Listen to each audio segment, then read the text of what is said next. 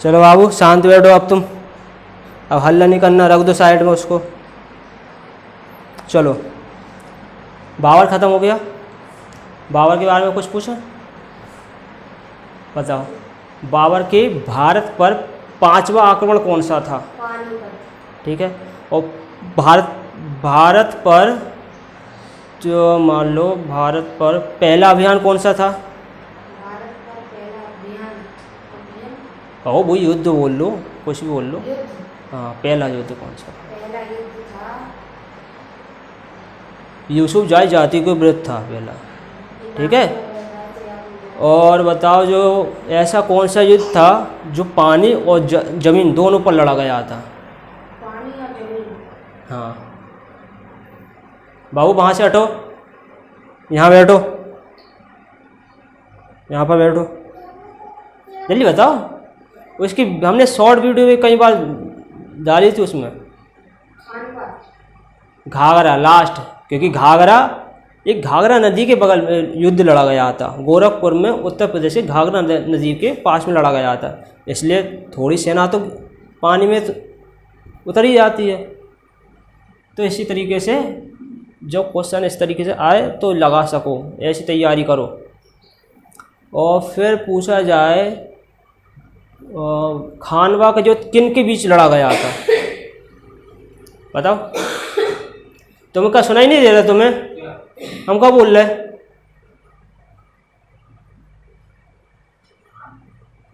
खानवा का युद्ध किन के बीच लड़ा गया था? खानवा का युद्ध लड़ा था बाबर के और बता रहे राणा सांगा के बीच लड़ा गया था। ठीक है। तो अब ये चलते हैं आप अपन, और राणा सांगा अभी बताएंगे पूरा। हुमायूं पे आओगे तुम देखना कैसी चीज़ें चलेंगी। हुमायूं सबसे बड़ा बेटा था ना? क्या? बाबर का। हुमायूं बाबर का सबसे बड़ा लड़का था। और कितने पुत्र थे? 4 थे। कौन कौन से? कामरान, हिंदाल, अस्करी और हुमायूं। और उसकी बहन का नाम क्या था? बहन का क्या नाम था, मतलब उसकी पुत्री का क्या नाम था? गुलबदन बेगम। बेगम हर जगह लिखा रहेगा मगर गुलबदन। ठीक है, गुलबदन। ठीक है, गुलबदन बेगम थी। अब पढ़ते हैं हुमायूं के बारे में। ठीक है। हुमायूं का जन्म कब हुआ था? मार्च 1508 में हुआ था। मार्च 1508। मतलब 6 मार्च। हुमायूं है या हुमायूं? नहीं, हुमायूं। हुमायूं हाँ लिखा ना। 1508 में इसका जन्म हुआ था। कब हुआ था? 1508 में। बस सिर्फ ये याद कर रखो, 6 मार्च वगैरह नहीं, सिर्फ ये याद इंपॉर्टेंट रहता है इसमें सबसे ज़्यादा। ठीक है, क्योंकि अपना एक एक तारीख याद रखेंगे तो अपन कंफ्यूज हो जाएंगे बहुत सी जगह पे, तो इसलिए 1508 रखो। और इतना ही पूछा जाता है, इतना बड़ा कॉम्पिटिशन तुम्हारा लेवल बड़ा नहीं है।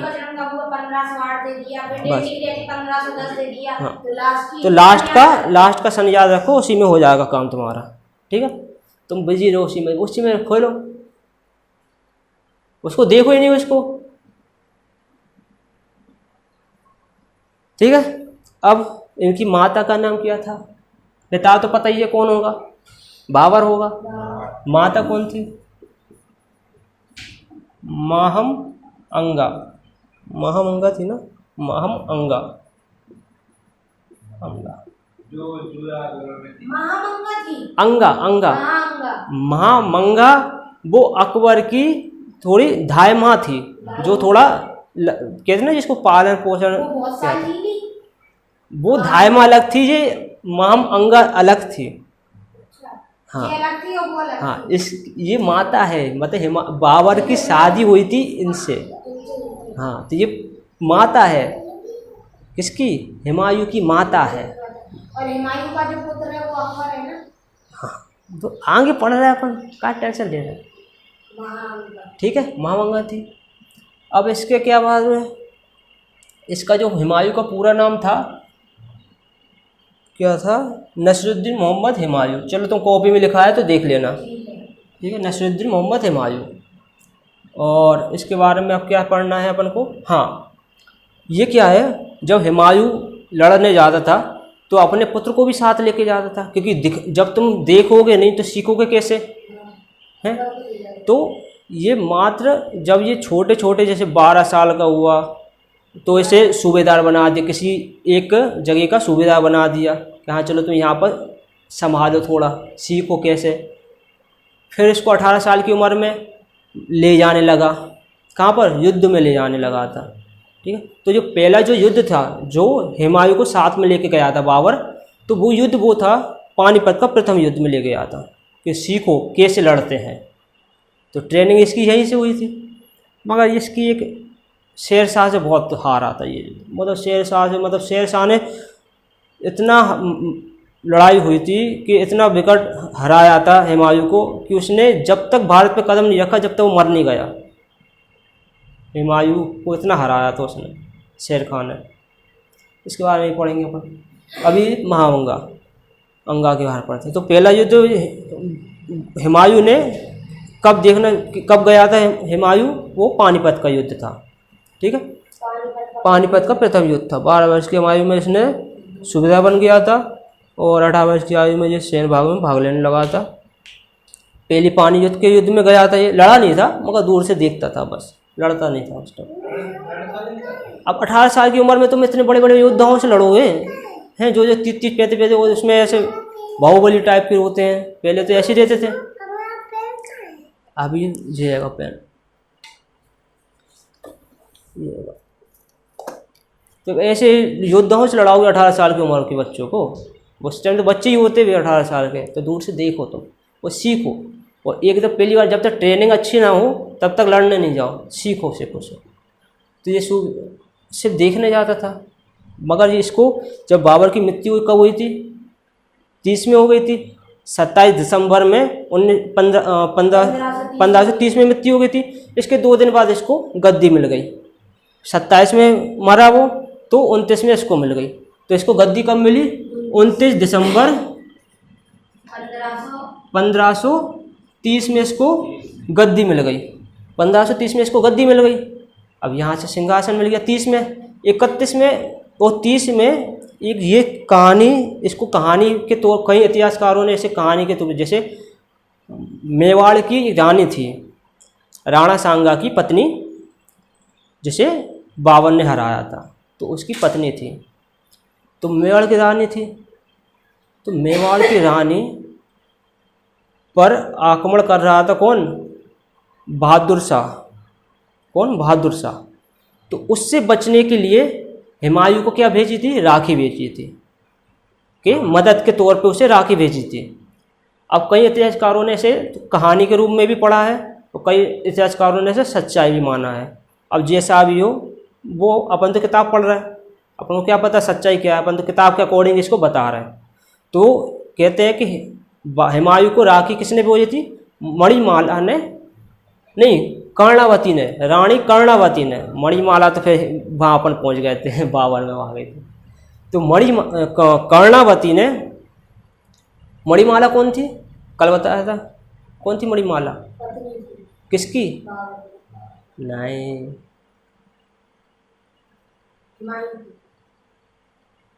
चंदेरी में कहा था राजा, चंदेरी का राजा कौन है, खंगार, खंगार था। तो खंगार की रानी कौन थी, मणिमाला, इसलिए याद में मणिमाला चल रहा। वो यहाँ पर कौन थी, कर्णावती, ये कौन की पत्नी थी, राणा सांगा की। तो राणा सांगा की पत्नी कर्णावती ने किसको राखी भेजी थी, हुमायूं को राखी भेजी थी कि हमें किससे बचाने के लिए, बहादुर शाह से बचाने के लिए। जब बहादुर शाह से बचाने के, अब तुम लोग, तुम्हें पिटने है का हैं, हम इतने सुना रहे, तुम किताब में उसमें देख रहे, कब ढूंढो उसमें तुम,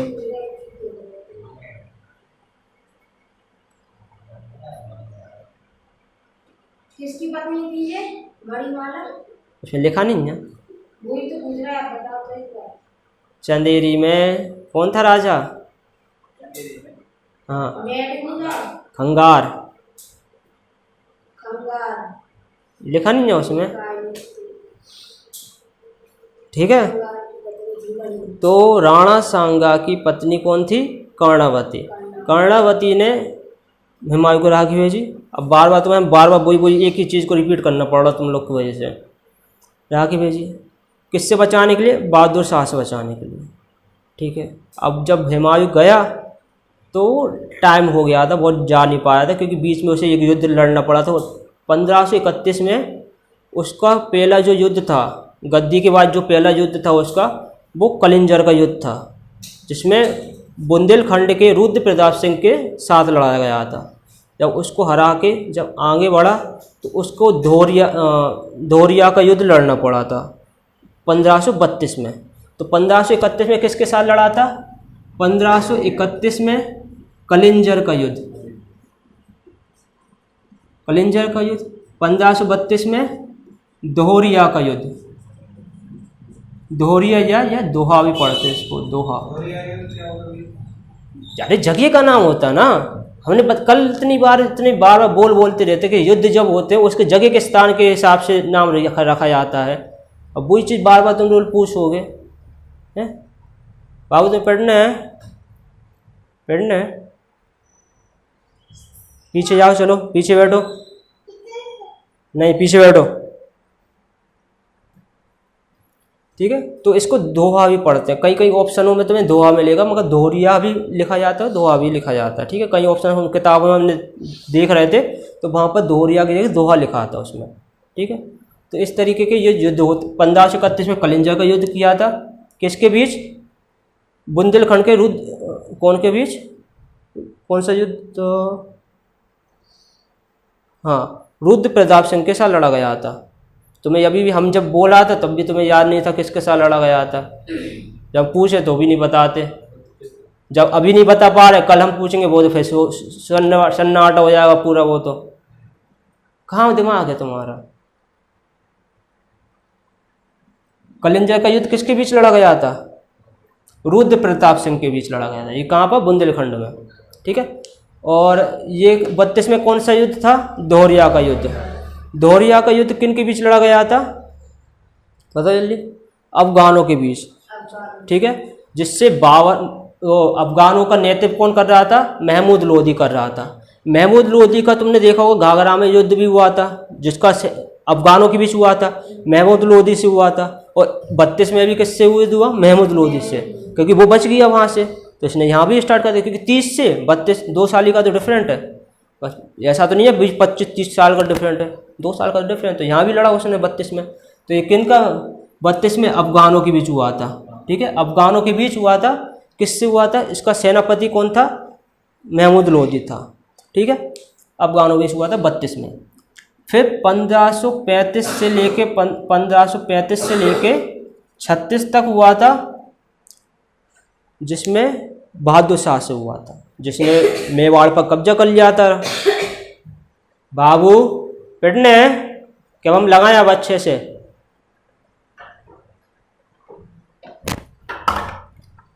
बहुत जल्दी आ गए, बैठो जल्दी बैठो। तो कहाँ थे अपन? 35 से 36 में किसके बीच युद्ध हुआ था? बहादुर शाह से। अब महमूद लोदी कहाँ घुसी यार? बैठो 35 से 36 में, जिसने, क्योंकि बहादुर शाह ने पहले गुजरात का शासक था। बहादुर शाह कहाँ का शासक था? गुजरात का। उसने मेवाड़ पे कब्जा कर लिया था, क्योंकि वहाँ पर राजा नहीं था, मेवाड़ को भी कब्जे में ले लिया। तो बहादुर शाह किन का राजा था उस टाइम? गुजरात का और मेवाड़ का राजा था, जो चित्तौड़गढ़ कहते हो जिसे। ठीक है, चित्तौड़गढ़ वहीं पर है मेवाड़ में। तो 1536 में तो हुमायूं ने कहाँ पर कब्जा कर लिया? फिर हुमायूं ने युद्ध जीत कर मेवाड़ और गुजरात पर कब्जा कर लिया, क्योंकि बहादुर शाह को हरा दिया उसने। कब हराया था? 35 से 36 के बीच में हरा दिया था। तो गुजरात और मेवाड़ पर उसने कब्जा कर लिया था। किसने? हुमायूं ने कर लिया था।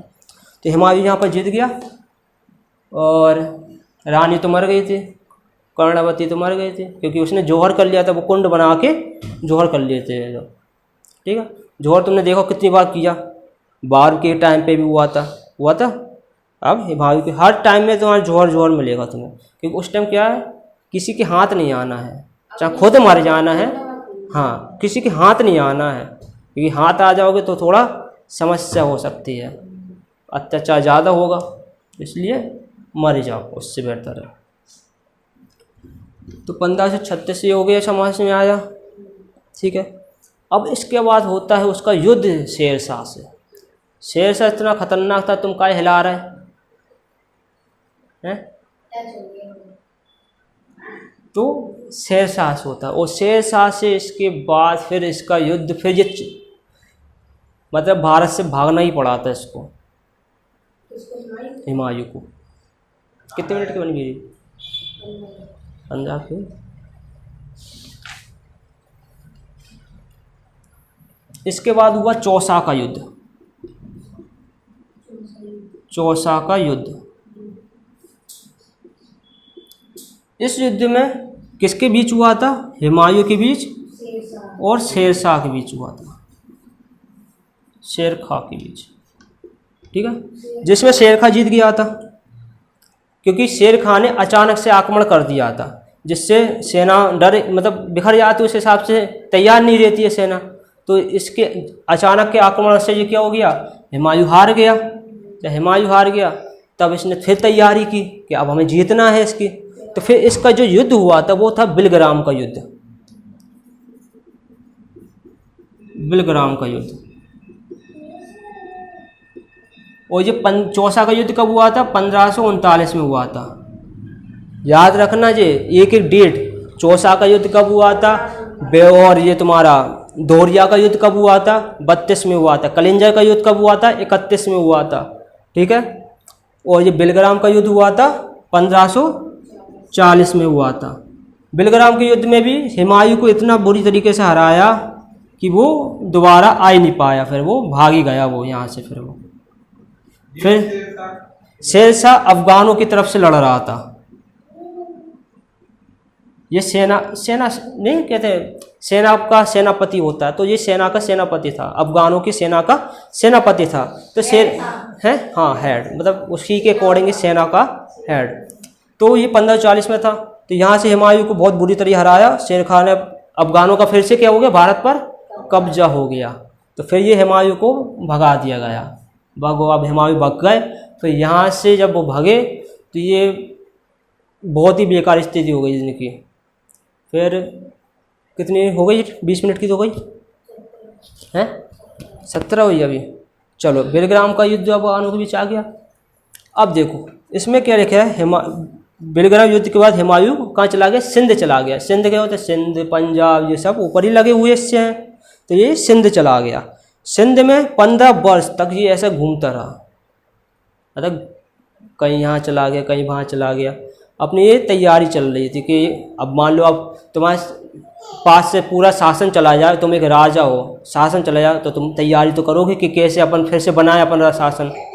तो यहाँ से शासन बनाने की तैयारी चली।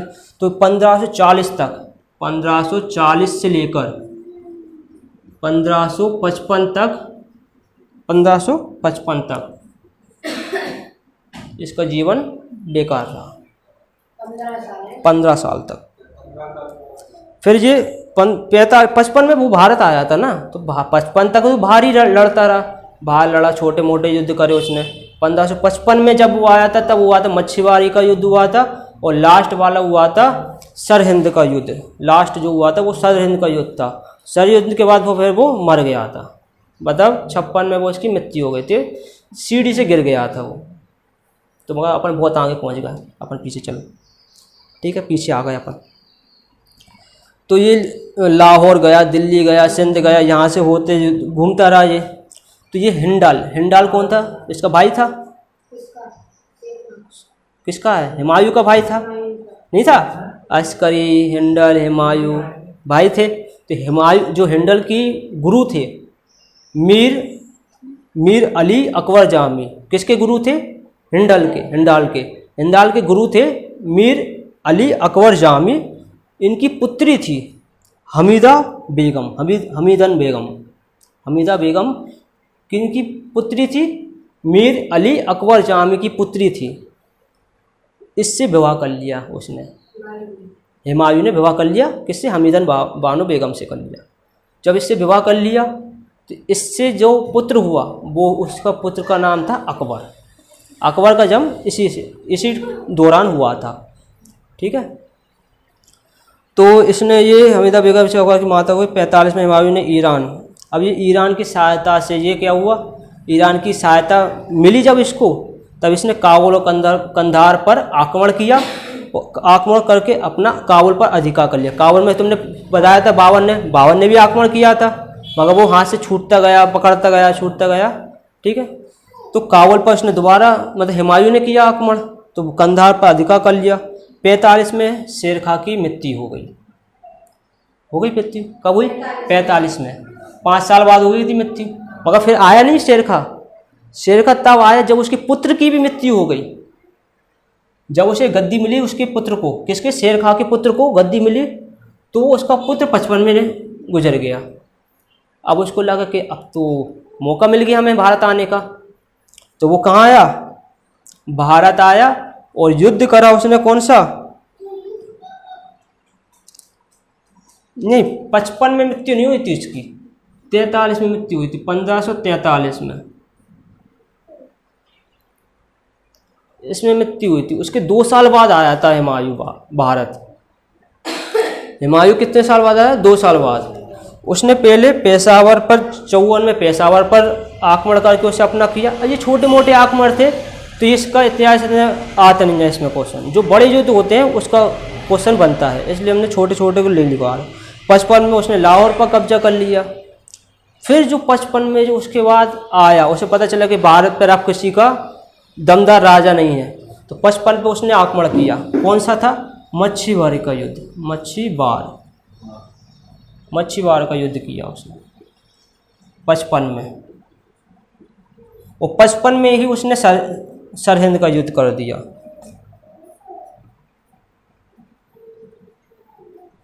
1556 में, नहीं 55 में, 56 में तो मृत्यु हो गई थी उसकी, 55 में इसलिए मृत्यु है। अब यहाँ से फिर से भारत पर आक्रमण करके फिर से किसका शासन बन गया, मुगल का बन गया, मुगल काल फिर दोबारा बन गया। अब मुगल काल बन गया मगर ये जिंदगी जी नहीं पाया, 55 तक आया, भारत पर जैसी बजा 1556 में इसकी क्या हो गई, निपट गई, यहीं ख़त्म। पूरी जिंदगी भर घूमता, मतलब कहते इतिहासकार कहते हैं कि ये पूरी जिंदगी भर लड़खड़ाता रहा, हारा जीता और मर गया। तो लड़खड़ाती इसकी मृत्यु हो गई उसकी। किससे गिरने से हुई थी मृत्यु, एक पुस्तकालय, इसने जो पुस्तकालय बनवाया था उसी की जीने से गिर के इसकी मृत्यु हो गई थी, ठीक है। तो यहाँ से इसकी मृत्यु हो गई, इसे कहते कर्म अच्छे हो, ठीक है। इसके बाद कुछ है नहीं इसके बारे में, लड़खड़ाने से मृत्यु हो गई। हुमायूं ज्योतिष में विश्वास रखता था, तो वो हर 7 दिन अलग अलग